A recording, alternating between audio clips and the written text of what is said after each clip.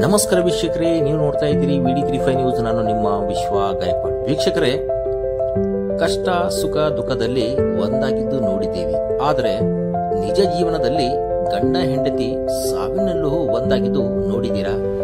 ಏಕೆ ಈ ಮಾತನ್ನು ನಾನು ಹೇಳ್ತಿದ್ದೇನೆಂದ್ರೆ, ವೀಕ್ಷಕರೇ, ಬೀದರ್ ಜಿಲ್ಲೆಯ ಕಮಲ್ನಗರ್ ತಾಲೂಕಿನ ಮುದೋಳ್ಬಿ ಗ್ರಾಮದ ಗುಂಡಪ್ಪ ಅವರ ವಯಸ್ಸು 85, ಲಕ್ಷ್ಮೀಬಾಯಿ ಅವರ ವಯಸ್ಸು 83. ಈ ದಂಪತಿ